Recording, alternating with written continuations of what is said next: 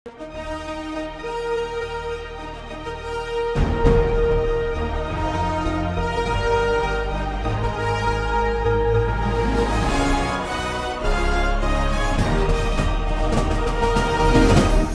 பார்த்து கொண்டிருப்பது உங்கள் ஜாஷ்வா டிவி, சகல ஜனங்களுக்கும் நற்செய்தி.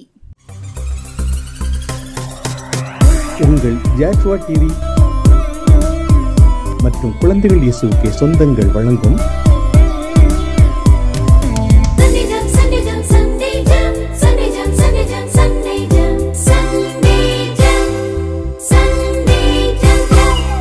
என்ன படிக்கிறோம் என்று தெரியாமல் உங்கள் பிள்ளைகள் ஞாயிறு பள்ளி போகிறார்களா?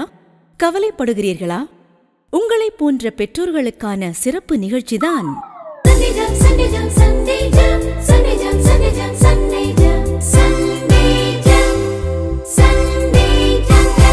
பிள்ளைகளுக்கு என்ன கற்றுக் கொடுக்க என்று தெரியாமல் திகைக்கிறீர்களா? உங்களை போன்ற ஞாயிறு பள்ளி ஆசிரியர்களுக்கு உதவத்தான்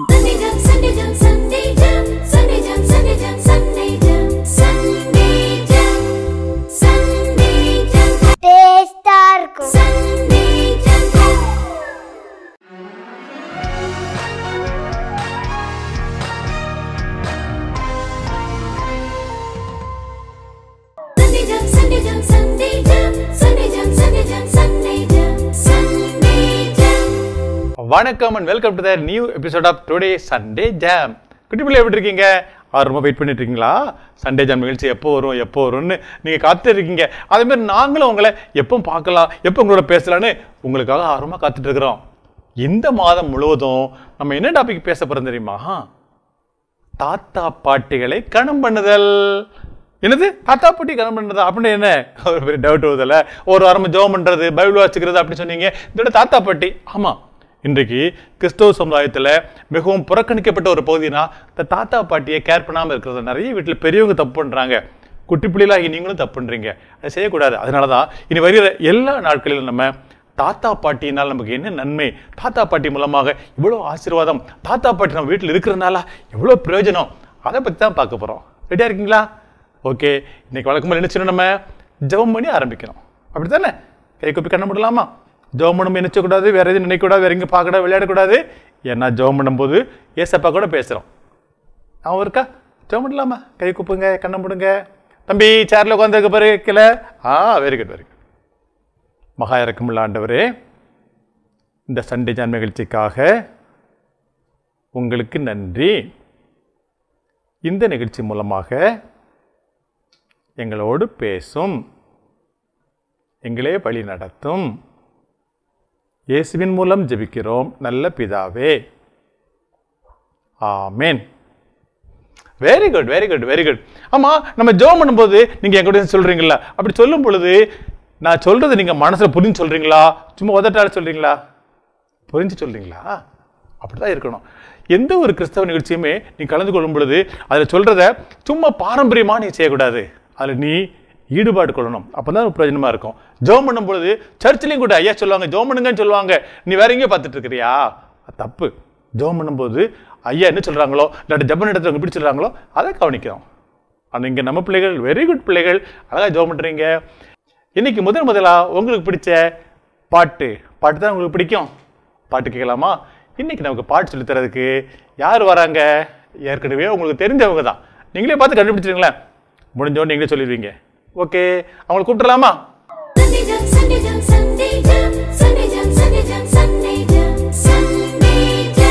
ஹாய் குட்டீஸ், எல்லாரும் எப்படி இருக்கீங்க? அண்ணே எல்லாருமே ரொம்ப சூப்பரா இருக்காங்க. என்ன அழகா ட்ரெஸ் பண்ணி சூப்பரா உட்கார்ந்திருக்காங்க. ஆமாண்ணே, நம்மளே மாதிரி அழகா இருக்காங்க. ஆமாண்ணே, என்னை மாதிரி அழகா இருப்பாங்க நம்புறேன். ஆமா ஆமா அண்ணே. சரிண்ணே, சொல்லுங்க. ஒரு क्वेश्चन கேக்குறேன். எப்போ பார்த்தாலும் क्वेश्चन தான் உங்களுக்கு வரைய போகுது. கேளுங்க. எல்லாத்தையும் ஆரம்பிப்போம். சரிண்ணே, கேளுங்கண்ணே. அதாவது யாரோட அன்பு மாறாதுன்னு நினைக்கிறீங்க? எனக்கு தெரிஞ்ச வரைக்கும் எங்க அம்மா அப்பாவோட அன்பு மாறாதுன்னு நினைக்கிறேன். ஓ, உங்க அம்மா அப்பாவோட அன்பு மாறாது? அப்படிதானே? எப்பவுமே மாறாதுன்னு நினைக்கிறேன். இங்க நல்லா கவனிங்களேன். மனுஷங்களோட அன்பு பெரும்பாலும் எப்படி தெரியுமா இருக்கும்? மாறிக்கிட்டே இருக்கும். எதை மாதிரி தெரியுமா? பச்சோந்தி மாதிரினே. பச்சோந்தி மாதிரி தான். ஆனா எதே மாதிரி மாறும் தெரியுமா? இவங்க இந்த சேனல் வைக்கலாமா, அடுத்த சேனல் வைக்கலாம், ஐயோ இப்ப வேற அந்த பொம்மை டிவில அது போடுவானே, சொல்லிட்டு சேனலை மாத்தலாமான்னு யோசிக்கிறாங்க தெரியுமா? அதே மாதிரி அவங்களோட எண்ணம் கூட மாறிக்கிட்டே தான் இருக்கும், அன்பு கூட மாறிக்கிட்டே தான் இருக்கும். ஆனா ஒருத்தங்களோட அன்பு எப்பவுமே மாறவே மாறாது. யாரோட அன்பு தெரியும்? யாருனே அது? அது யாரோட அன்புங்கிறத பத்தி தான் இந்த பாட்டு சொல்லுது. ஓகே, நம்ம சாங்க்குள்ள போலாமா? போலானே.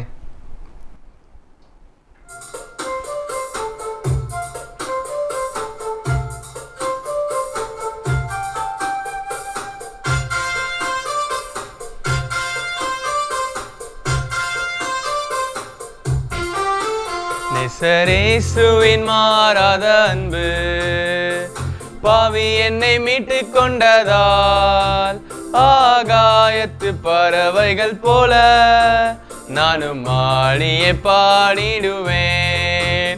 ஆகாயத்து பறவைகள் போல நானும் ஆடியே பாடிடுவேன்.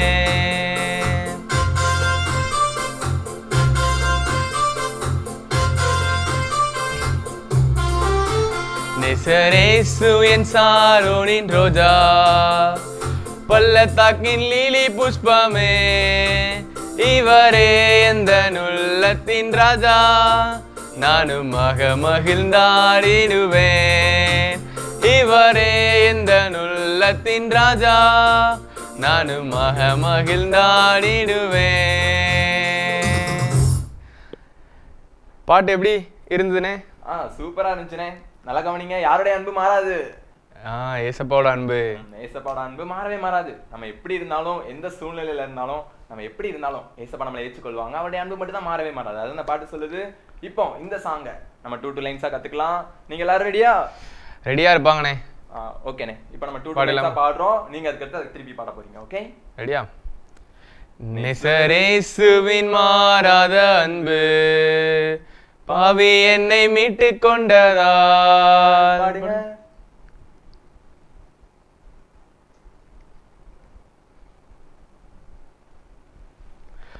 ஆகாயத்து பறவைகள் போல நானும் ஆடியே பாடிடுவேன். பாருங்க.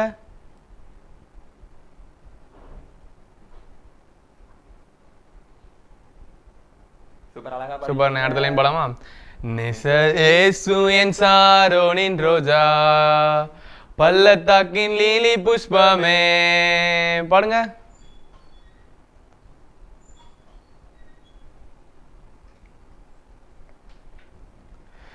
இவரே எந்த உள்ளத்தின் ராஜா, நானும் மகிழ்ந்தாடிடுவேன். பாடுங்க.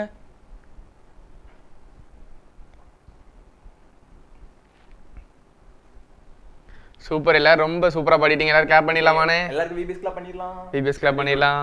இப்போ இந்த சாங்க நீங்க எல்லாரும் அழகா சத்தமா பாட போறீங்க. அப்போ நம்ம என்ன பார்க்கலாம்? அந்த சாங்குரிய ஆக்ஷன் பார்க்கலாம். ஓகே, ஆனா சத்தமா பாடலனா பாட்டை நிப்பாட்டிடுவோம். பாட்டை உடைச்சு நிப்பாட்டிடுவோம். நீங்க சத்தம் போடுறது எங்களுக்கு கேட்கணும். ஓகே? ஆமா.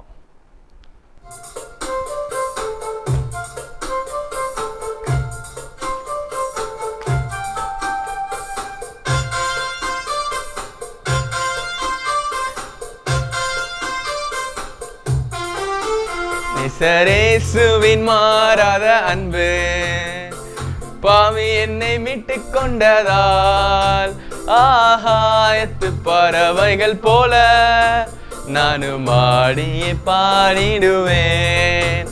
ஆகாயத்து பறவைகள் போல நானும் ஆடியே பாடிடுவேன்.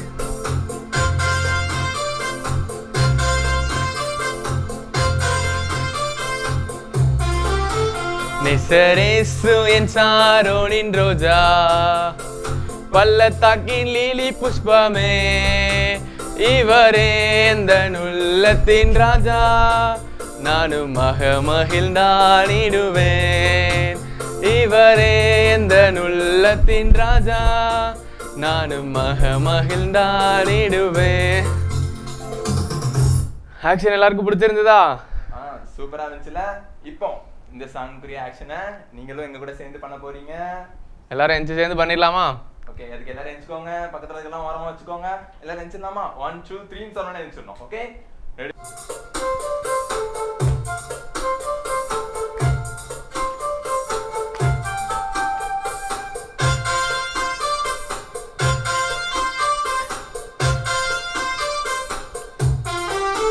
நேசரேசுவின் மாறாத அன்பு பாவி என்னை மீட்டு கொண்டதால் ஆகாயத்து பறவைகள் போல நானும் ஆடியே பாடிடுவேன்.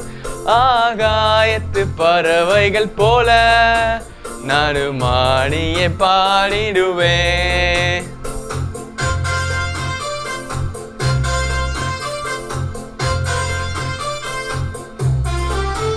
நேசரேசு என் சாரோனின் ரோஜா, பள்ளத்தாக்கின் லீலி புஷ்பமே, இவரே எந்தன் உள்ளத்தின் ராஜா, நானும் மகிழ்ந்தாடிடுவேன். இவரே எந்தன் உள்ளத்தின் ராஜா, நானும் மகிழ்ந்தாடிடுவேன். ஓகே குட்டீஸ், நீங்க எல்லாரும் சூப்பரா ஆக்ஷன் பண்ணிட்டீங்க. இப்போ நீங்க எல்லாரும் உங்க இடத்துல உட்காந்துக்கோங்க. இனி ஒரு சூப்பரான சாங்கோட அடுத்த வாரம் ஓகே பை. நேசரேசுவின் மாறாத அன்பு. எவ்வளவு அருமையான பாட்டு பாத்தீங்களா? பாவியாக நம்மளை மீட்டுச்சு, பாவியாக நம்மளை மீட்டுச்சு, நமக்கு நிறைய ஆசீர்வாதங்கள் கொடுத்துருக்குது. இன்னைக்கு நீங்களும் நாங்களும் இவ்வளவு உயர்வா இருக்கிறதுக்கு ஒரே ஒரு காரணம் தெரியுமா? நேசரேசுவின் மாறாத அன்பு. இந்த பாட்டை நீ படிச்சுட்டே இருக்கணும். படிக்கல படுத்திருக்கும் பொழுது நேசரேசுவின் அன்பு. பாட்டு பாடுறது, பாட்டு கற்றுக்கொள்றதுலாம் சும்மா நேர போக்கு கிடையாது. நீ நடக்கும் பொழுது, வீட்டில் உட்காந்துருக்கும் பொழுது, சும்மா இருக்கும் பொழுதுலாம் அந்த பாட்டை படித்து பார்த்து ஆண்டவரை துதிக்கணும். ஓகேயா? பாட்டு ரொம்ப அழகா இருந்ததில்ல, சூப்பரா இருந்ததில்ல, மறந்து போயிடாதீங்க. ஆமா, அந்த பாட்டில் நீங்க எழுதி வச்சிருக்கீங்களா? வச்சிருக்கீங்க, அப்படித்தானே? சரி, இன்னைக்கு அடுத்தால நம்ம ஒரு அழகான வசனம் கற்றுக்கொள்ள போறோம். வசனம் கற்றுக் கொடுக்க இந்த தடவை யார் வராங்க தெரியுமா? போன சங்கம் ரொம்ப பிடிச்சிருந்தது இல்ல? யார் வந்தாங்க? சிங்கம் வந்தது, கரடி வந்துச்சு, அப்புறம் ஒரு பெரிய ஒரு மண்டை உள்ள ஒரு ஐயா வந்தாரு, நிறைய பேர் வந்தாங்கல்ல. இன்னைக்கும் உங்களோட வசனம் சொல்லிக் கொடுக்கறதுக்கு 2 பேர் வரப்போறாங்க. அவங்கள வர சொல்லிடலாமா?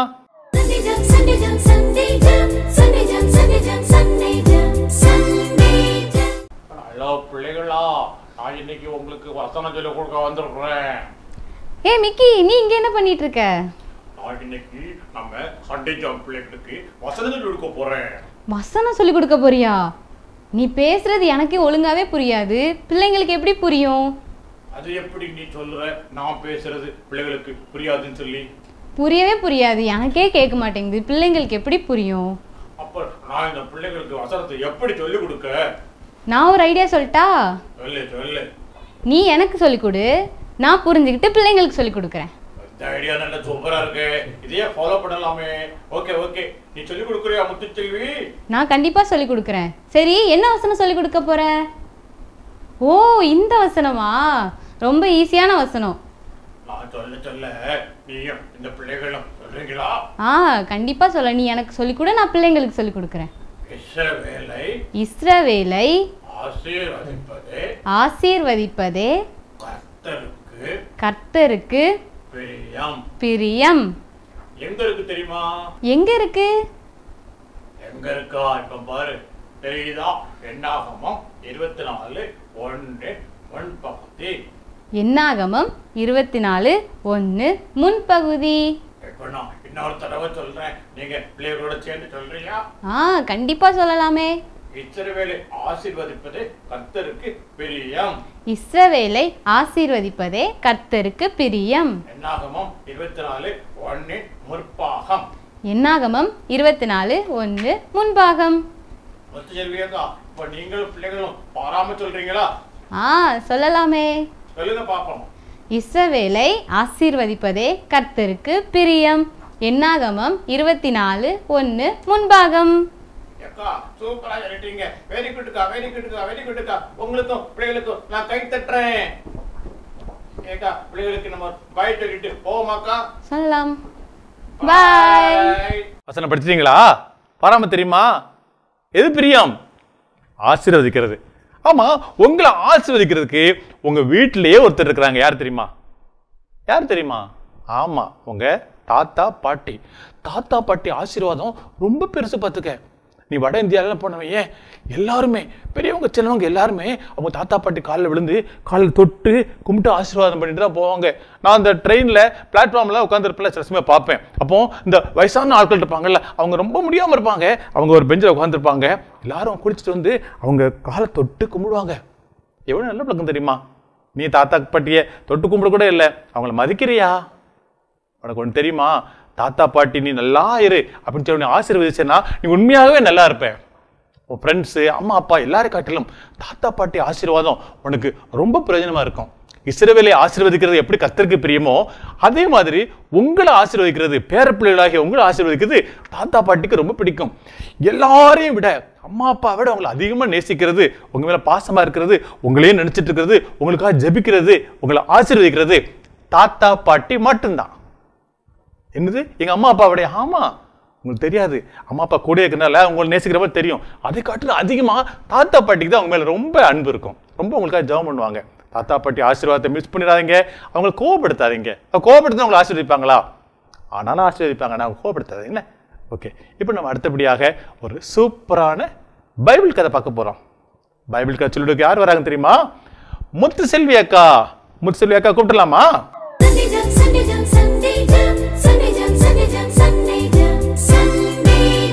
ஹலோ குட்டீஸ், எல்லாரும் எப்படி இருக்கீங்க? போன தடவை அக்கா உங்களுக்கு ஒரு கதை சொல்லி கொடுத்துட்டு போனேன். அது ஞாபகம் இருக்கா? அதை நீங்கள் ஃபாலோ பண்ணுறீங்களா? ஓகே, நீங்கள் ஃபாலோ பண்ணுறீங்க, நான் ரொம்ப நம்புகிறேன். இந்த வாரமும் உங்களுக்கு ஒரு கதை சொல்லி கொடுக்க போகிறேன். நீங்கள் என்ன பண்ணணும், இந்த கதையை கேட்டு அதே மாதிரி நடக்கணும். ஓகேவா? உங்கள் வீட்டில் எல்லோரும் எப்படி இருக்கீங்க? ஃபேமிலியாக அம்மா அப்பா அண்ணன் தம்பி எல்லோரும் இருக்கீங்க, அப்படி தானே? இதே மாதிரி தான் பைபிள்லையும் ஒருத்தங்க இருந்தாங்க. ஈசாக்கு அப்பா, ரெபேக்காள் அம்மா, ஏசா அண்ணன், யாக்கோபு தம்பி, 4 பேர் இருக்காங்க. ஈசாக்கு அப்பாவுக்கு ரொம்ப வயசாயிடுச்சு, தாத்தாவாயிட்டாங்க. எப்படி? அவங்களுக்கு கண்ணெல்லாம் தெரியாமல் போயிடுச்சு. அப்போது அவங்களுக்கு ஒரு ஆசை வருது, நம்ம என்ன பண்ணணும், நம்ம சாகிறதுக்குள்ளே எப்படியாவது நம்ம ஏசாவை கூப்பிட்டு அவனை ஆசீர்வதிச்சுட்டு நம்ம சாகணும் அப்படின்னு. என்ன ஏசாவை மட்டும் ஏன் ஆசீர்வதிக்காங்கதாங்கன்னு நினைக்கிறீங்க? ஏன்னா ஏசாவை தான் ஈசாக்குக்கு ரொம்ப பிடிக்கும், ரெபேக்காளுக்கு யாக்கோபை ரொம்ப பிடிக்கும். உங்கள் வீட்லேயும் இப்படி தான் இருக்குல்ல, அம்மாவுக்கு என்ன பிடிக்கல, நான் அண்ணனை தான் ரொம்ப பிடிக்கும். இதே மாதிரி தான் இருக்குதுல்ல. அதே மாதிரி தான் ஈசாக்குக்கு யாரை ரொம்ப பிடிக்கும்? ஏசாவை தான் ரொம்ப பிடிக்கும். என்ன பிளான் பண்ணுறாங்க? ஏசாவை கூப்பிட்டு நம்ம சாகிறதுக்குலாம் ஆசீர்வதிச்சிடணும். அதே மாதிரி ஏசாவை கூப்பிட்டு, ஏசா இங்கே வா, நீ போய் என்ன பண்ணு, வேட்டையாடி எனக்கு எதையாவது கொண்டு வந்து சமைச்சு கொடுத்துரு, நான் அதை திருப்தியாக சாப்பிட்டு உன்னை ஆசீர்வதிக்கணும் அப்படின்னு சொல்கிறாங்க. ஏசாவும் என்ன பண்ணுறாரு, வேட்டையாட கிளம்பிட்டாரு. இதெல்லாம் யார் கேட்டுட்ருக்கா? ரெபேக்காளம்மா பின்னாடி இருந்து கேட்டுகிட்டே இருக்காங்க. என்ன, என்னோட யாக்கோபு பையனை மட்டும் ஆசீர்வதிக்காம அவரோட மூத்த பையனை மட்டும் ஆசீர்வதிக்க போகிறாரான்னு சொல்லிட்டு யாக்கோபை ரகசியமாக கூப்பிட்டு, உங்கள் அப்பா என்ன பண்ண போகிறாரு தெரியுமா? ஏசாவை மட்டும் தனியாக ஆசீர்வதிக்க போகிறாராம். நீ போய் ஆட்டு மந்தையில் போய் 2 வெள்ளாடை எடுத்துகிட்டு வா, நான் அதை அம்மா உனக்கு சமைச்சு தரேன், நீ அப்பா கிட்ட கொண்டு போய் கொடுத்து நீயே எல்லா ஆசீர்வாதத்தையும் வாங்கிக்கோ அப்படின்னு சொல்கிறாங்க. யாக்கோபு என்ன பண்ணுறாரு தெரியுமா? போய் ஆட்டை எடுத்துகிட்டு வந்து அம்மா கிட்ட கொடுக்குறாரு. அம்மாவும் சமைச்சு கொடுக்குறாங்க. அம்மா சமைச்சு கொடுத்ததும் யாக்கோபு கேட்குறாரு, அம்மா எனக்கு ஒரு சந்தேகம். என்ன, உனக்கு என்ன சந்தேகம்? போய் கொடுத்துட்டு ஆசீர்வாதத்தை பெற்றுக்கோ. இல்லைம்மா, ஏசாக்கு உடம்பு ஃபுல்லாக எப்படி இருக்கும்?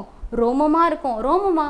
முடியாக இருக்கும்ல, எனக்கு தான் அப்படி இல்லையே. கேட்கும்போது அந்த ஆடை எடுத்துகிட்டு வந்தால அதில் உள்ள தோலெல்லாம் கையில் போட்டு அனுப்பி விட்டுட்டாங்க. ஈசாக்கு என்ன தெரியாது? கண்ணு தெரியாது. யாக்கோபு பக்கத்தில் போகிறான், கூப்பிட்றான், நான் வந்திருக்கேன், ஏசா வந்திருக்கேன்னு சொல்லும்போது, ஏசா நீ வந்துட்டியா, என் பக்கத்தில் வா அப்படின்னு சொல்லி அவனை கட்டி பிடிச்சி நீ என்னை முத்தம் பண்ணுன்னு சொல்கிறாரு. அவனை முத்தம் கொடுக்கும்போது இது ஏசா தானே அவனை தடவி பார்த்து கன்ஃபார்ம் பண்ணதுக்கு அப்புறம் தான் என்ன பண்ணுறாரு, ஈசாக்கு ஆசீர்வதிக்கிறாரு. போனதுக்கப்புறம் யார் வரா? ஏசா வராரு. ஏசா வந்து, அப்பா நான் வந்துட்டேன், என்னை ஆசீர்வதிங்க, என்னங்க இதை சாப்பிடுங்கன்னு சொல்லி கொடுக்கும்போது, இப்போ தானே நான் உன்னை ஆசீர்வதித்தேன், அப்போ வந்தது யார் அப்படின்னு கேட்குறப்போ கண்டுபிடிச்சிட்டாங்க, யாக்கோபு தான் வந்து ஆசீர்வாதத்தை பெற்றுக்கொண்டான் அப்படின்னு. அப்பா நீங்கள் என்னையும் ஆசீர்வதிங்கன்னு சொல்லும்போது ஏசாவையும் ஆசீர்வதிச்சாங்க. இந்த கதையிலேருந்து என்ன தெரியுது? பெரியவங்க நம்மளை எப்பவும் என்ன பண்ணுவாங்க, ஆசீர்வதிக்கணும், நம்ம நல்லா இருக்கணும் தான் நினைப்பாங்க. நம்ம என்ன பண்ணணும், பெரியவங்களுக்கு கீழ்ப்படிஞ்சு வாழணும். அப்போ தான் அவங்கள நம்ம ஆசீர்வதித்து நம்ம நல்லா இருக்க முடியும். ஓகேவா குட்டீஸ்? கதை புரிஞ்சுதா? இதே மாதிரி நீங்கள் பெரியவங்களுக்கு கீழ்ப்படிஞ்சு வாழணும். நான் இன்னொரு கதையில் வரேன். ஓகே, பாய். முத்துசெல்வி அக்கா கதை அழகாக சொன்னாங்கல்ல, என்ன சூப்பராக சொன்னாங்க. புரிஞ்சுக்கிட்டீங்களா கதையை? இதில் பார்த்தீங்களா, ஒரு அப்பாவுடைய ஆசீர்வாதத்துக்காக 2 மகன் காத்திருந்தாங்க. அதில் ஒருத்தர் என்ன பண்ணாரு, ஏமாத்திட்டாரு. அப்படித்தான் அக்கா சொன்னாங்க. அதாவது ஏமாத்தியாவது ஆசீர்வாதத்தை வாங்கிடணும் அப்படின்னு வாங்கிட்டாரு. 2வது பையன் கேட்ட, எனக்கு கொஞ்சமாவது ஆசீர்வாதம் இல்லையா? அவருக்கும் கொஞ்சம் ஆசீர்வாதம் இருந்தது. இதுலேருந்து என்ன தெரியுது உனக்கு? தாத்தா பாட்டிட்ட ஆசீர்வாதம் வாங்குறது வந்து அவ்வளோ பெரிய காரியமா பழைய ஏற்பாட்டு காலத்தில் இருந்தது. இப்போ தான் நம்ம அதை கவனிக்க மாட்டோம். இப்போ என்னது, சொத்து இருக்கா, தாத்தா சொத்து வச்சிருக்காங்களா, சொத்து சுகம் எல்லாத்தையும் விடைய தாத்தா பாட்டி ஆசீர்வாதம் நமக்கு இருந்தா அதே உனக்கு பெரிய ஆசீர்வாதம். தாத்தா பாட்டிகிட்ட போய், பாட்டி எனக்கு ஜெபம் பண்ணுங்க அப்படி ஒரு தலையை கொடு. தாத்தாட்ட போய், தாத்தா எனக்கு ஜெபம் பண்ணுங்க அப்படி தலையை கொடுத்துப்பாரு. அவங்க உனக்காக ஜெபம் பண்ணுறது மன நிறைவாக இருக்கும். தாத்தா பாட்டி நீ நல்லா படிக்கணும் அப்படின்னு ஆசீர்வதிச்சாங்கன்னா நீ நல்லா படிப்ப. கணக்கு புரியலையா, தாத்தா பாட்டி போய் சொல்லி, தாத்தா பாட்டி உனக்காக ஜெபம் பண்ணுவாங்க, உன்னை ஆசீர்வாதம் பண்ணுவாங்க. இஸ்ரவேலை ஆசீர்வதிக்க எப்படி கர்த்தருக்கு பிரியமோ அப்படி உங்களை ஆசீர்வதிக்கிறது தாத்தா பாட்டிக்கு ரொம்ப பிரியம். அடுத்து என்ன கதை? பொதுக்கதை. பொதுக்கதை சொல்லி யார் வராங்க தெரியுமா?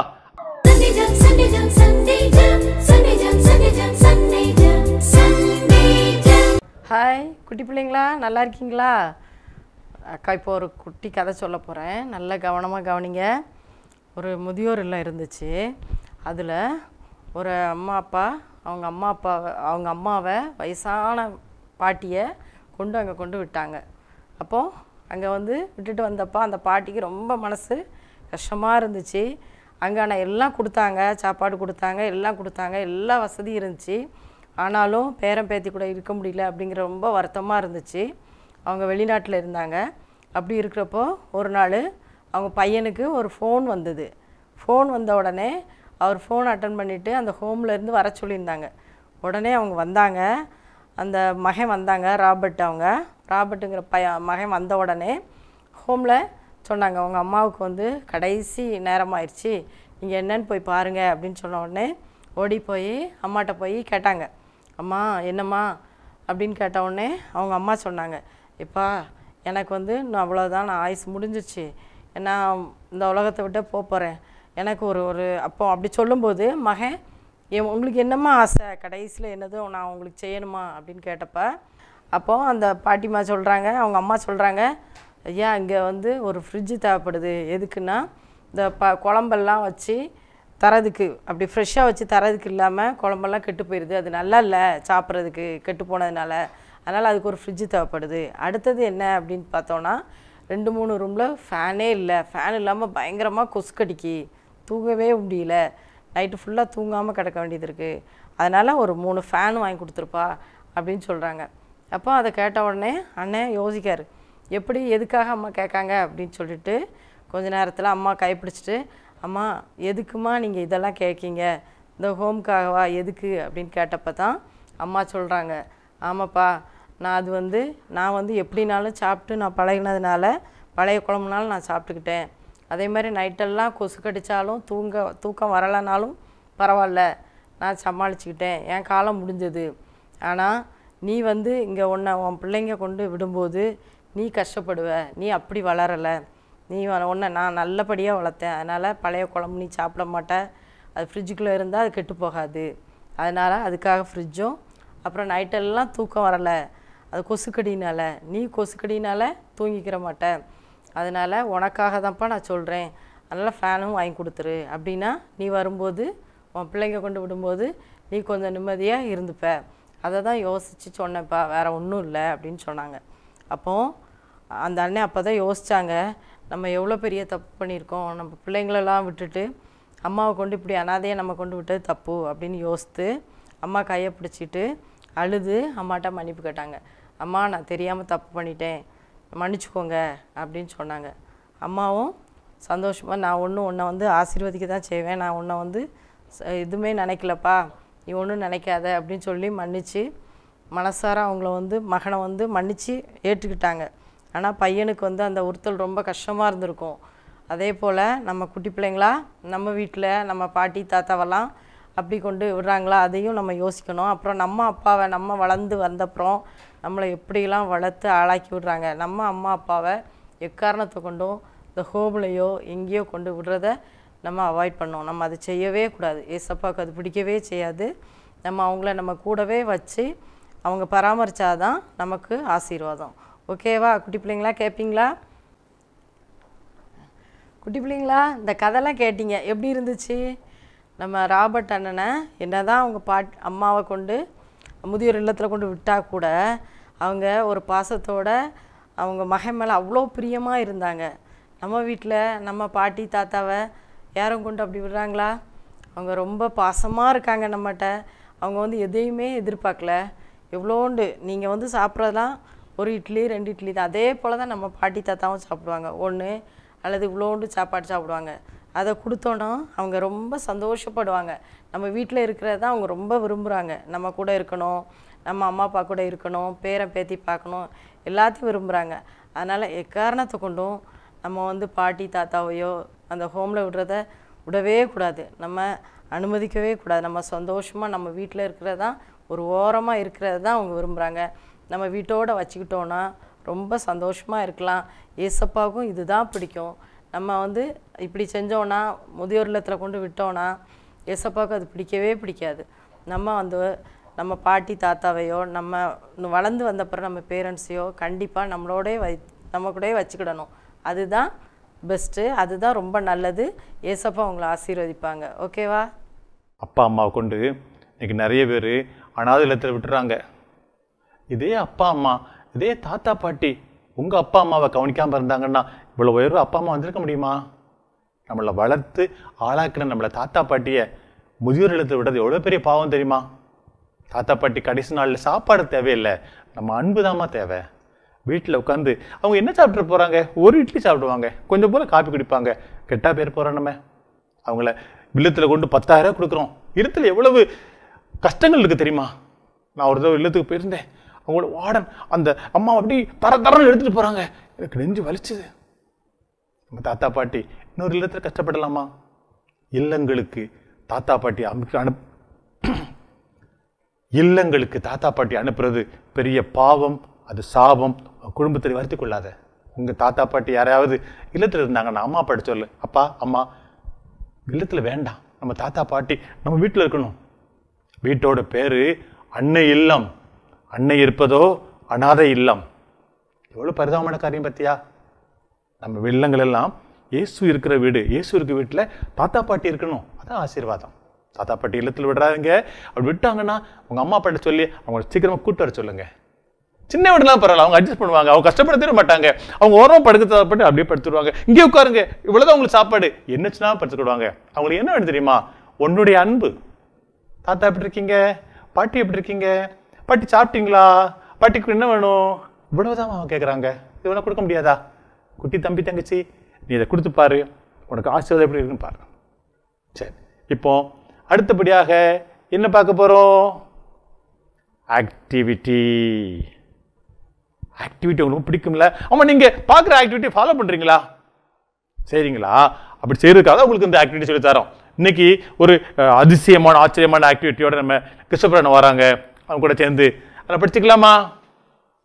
ஓகே, கிறிஸ்டோபர் கூடுமா?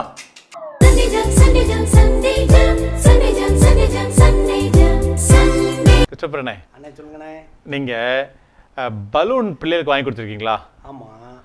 பலூன் வாங்கி கொடுத்து பிள்ளைகள் நல்லா வேகம் ஊதுனாங்கன்னு என்ன ஆகும்? வெடிச்சிரும்ல, டப்புன்னு வெடிச்சு நம்மளே பயந்துருவோம்ல. சரி, அந்த பலூன்ல குண்டூசி வச்சு குத்துனா என்ன ஆகும்? என்ன கேள்வி? வெடிச்சிரும்ண்ணே. நான் வெடிக்காதுங்கிறேன். என்ன அது எப்படிண்ணே? இந்த தம்பிட்டெல்லாம் கேளுங்க, எல்லாரும் சொல்லுவாங்க. சரி, வெடிச்சிரும்ண்ணே. இந்த பலூன் நீங்க வச்சுக்கோங்க. சரிண்ணே. இந்த பலூன் நான் வச்சுக்கிறேன். சரிண்ணே. ஓகேயா? இப்போ நான் இந்த பலூன்ல குண்டூசி வச்சு குத்த போறேன். இது வெடிக்காது. என்ன தம்பி, அண்ணன் போய் சொல்றாங்க பாருங்க, வெடிச்சிரும்ல. சரி, நீங்க உங்க பல்ல கொண்டு வச்சு குத்துங்க, நான் என் பல்ல கொண்டு வச்சு குத்துறேன். ட்ரை பண்ணுமா? பாருங்க பாருங்க.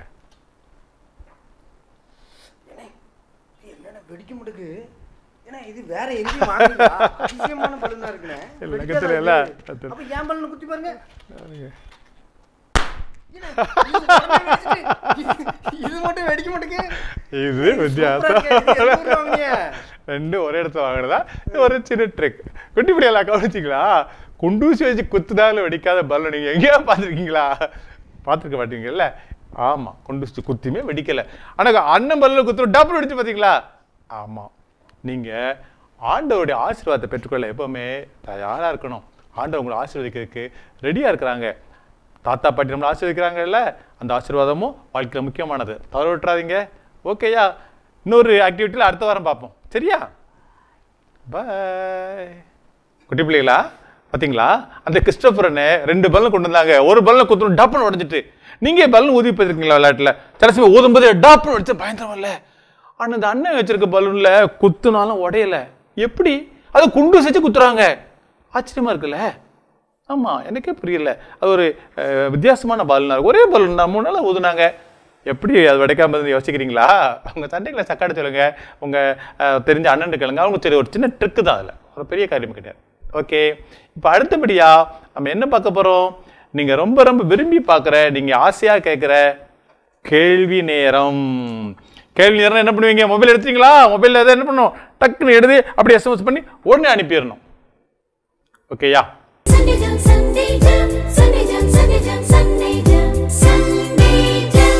ஒரு ஐயாவுக்கு 2 மகன் இருந்தாங்க. ஒருத்தர் பேரு யாக்கோபு, இன்னொருத்தர் பேரு என்ன? முத்துச்செல்வி அக்கா சொன்னாங்கல்ல, இந்த ஐயாவுக்கு 2 மகன் இருந்தாங்க. ஒருத்தர் பேரு யாக்கோபு, இன்னொருத்தர் பேரு என்ன? கண்டுபிடிச்சிங்களா? 2 இடத்துல தான் அந்த பேர் இருக்கு. ஓ, அதுக்குள்ள கண்டுபிடிச்சிங்களா? Very good, very good. வேகமா எடுங்க, மொபைல் எடுங்க, அந்த பேரை அப்படி டக் பண்ணுங்க, அப்படியே அடிச்சு சென்ட் பண்ணிருங்க, உடனடியாக வந்துடும். ஏற்கனவே சொல்லியிருக்கிறேன், ஒரே வீட்டில் அண்ணன் தம்பி அக்கா தங்கச்சி அப்படி இருந்தீங்கன்னா பரவாயில்ல, ஒரு மொபைல்ல இருந்தே நீங்க அனுப்பலாம். அந்த ஆன்சர் எழுதிட்டு வைக்கல உங்க பேரை போட்டுருங்க. அது மட்டும் இல்லை, நீங்க அந்த மொபைல் அனுப்புறதுக்கு இப்போ முடியல, கொஞ்சம் பிறகு படிக்க, ஓகே, நோ ப்ராப்ளம், எப்படினாலும் பண்ணலாம். நீங்கள் உடனே அனுப்பிடுங்க. உங்களுடைய பெயர்களை ஜபாக்கா ஒரு நோட்டில் குறிச்சுக்கிடுவாங்க. உங்களுக்கு சிறப்பான பரிசுகள் காத்திருக்குது, பெற்றுக்கொள்ளலாம். ஓகேயா? இப்போ நம்ம நிகழ்ச்சியுடைய கடைசி பகுதிக்கு வந்துட்டோம். என்ன செய்யணும்? ஜபம் பண்ணி முடிக்கணும். அப்படி தானே? எந்த ஒரு காரியத்தையுமே ஜபம் பண்ணி ஆரம்பிக்கணும், ஜபம் பண்ணி முடிக்கணும். அதான் நீங்கள் படிச்சிருக்கீங்க. நீங்கள் அப்படி செய்கிறீங்களா? எதை செய்தாலும் எசப்பா நன்றி சொல்கிறீங்களா? சொல்லுவாங்க, ஆரம்பத்தில் நல்லா ஜபம் பண்ணிடுவாங்க, முடிவில் கண்டுக்கிடவே மாட்டாங்க ஆண்டவரை. நன்றி சொல்லணும். எசப்பா நம்ம கூட நல்லா பேசினாங்கல்ல, எசப்பா அவங்க கூட பேசியிருக்கிறாங்களா? ஆமாம், பெரியவங்க நம்மளை ஆசீர்வதிக்கிறாங்க, தாத்தா பாட்டி நம்மளை ஆசீர்வதிக்கிறாங்க. தாத்தா பாட்டி ஆசீர்வாதம் ரொம்ப முக்கியமானது. தாத்தா பாட்டி ஆசீர்வாதம் ரொம்ப பெருசு, அது கிடைக்காது. வீட்டில் இருக்கிற ஆசீர்வாதத்தை இழந்து போயிருக்கிறியா? மிஸ் பண்ணிட்டு இருக்கிறியா? கவலைப்படாத. இப்போ நீ ஏசப்பட்ட சொல்லு, ஏசப்பா நான் இனிமேல் எங்கள் தாத்தா பாட்டியை மதித்து அவங்க ஆசீர்வாதத்தை பெற்றுக்கொள்வோடு தீர்மானிடு. ஓகேயா? கை கூப்பி கண்ண மூடலாமா? Very good. என் கூட சேர்ந்து சொல்லுங்க. அன்புள்ள ஆண்டவரே, இந்த நிகழ்ச்சிக்காக உங்களுக்கு நன்றி. தாத்தா பாட்டிகிட்ட இவ்வளவு ஆசீர்வாதம் இருக்குன்னு எனக்கு தெரியாம போச்சு. இனிமே நான் தாத்தா பாட்டி ஆசீர்வாதத்தை கட்டாயம் மிஸ் பண்ண மாட்டேன். தாத்தா பாட்டியை மதிப்பேன். எனக்கு உதவி செய்யுங்க. இயேசுவின் மூலம் ஜெபிக்கிறேன் நல்ல பிதாவே, ஆமென். வெரி குட் குட்டீஸ். இந்த நிகழ்ச்சி ஒரு நேர பொழுதுபோக்கு நிகழ்ச்சி அல்ல. இந்த நிகழ்ச்சி மூலமாக எனக்கு நல்லா தெரியும், ஆண்டவர் உங்க கூட நிச்சயமா பேசுறாங்க. ஆண்டவர் உங்க கூட பேசுனாங்கன்னா நீ கீழ்ப்படி. ஆண்டவருக்கு கீழ்ப்படிஞ்சனா உன் வாழ்க்கை ஆசீர்வாதமா இருக்கும். இதில் என்ன சொன்னாங்க? அந்த கருத்தை மனசுல வாங்கி, இயேசுவே அதுபடி வாழ எனக்கு ஒரு சொல்லி நீ தீர்மானம் பண்ணு. மீண்டும் ஒரு அட்டகாசமான சூப்பர் சண்டே ஜாம் நிகழ்ச்சியிலே அடுத்த வாரம் உங்களை சந்திக்கிறேன். அது வரைக்கும் உங்களிடமிருந்து வணக்கம் கூறி விடைபெறுவது உங்கள் ரவி அண்ணன். வணக்கம். பெண்ணின் அடையாளம், பாரம்பரியத்தின் பெருமிதம், இயற்கை வண்ணப்பட்டுகள், மின்னும் பல வண்ணங்கள், நெஞ்சை அள்ளும் பட்டு ஆடைகள், பட்டு ஆடை ஒவ்வொன்றுக்கும் பல கதைகள். ஆடை மழையிலே மனமாடி மகிழுதே, செல்வராணி பட்டின் தனித்துவமே, மங்களம் தங்குமே, மனமகிழ்ச்சி பொங்குமே, என்றும் இல்லத்தின் சந்தோஷமே. செல்வராணி பட்டு மகால், அழகிய பட்டின் அடையாளம் செல்வராணி பட்டு ஜவுளி அண்ட் ரெடிமேட்ஸ், ஆலங்குளம், தென்காசி.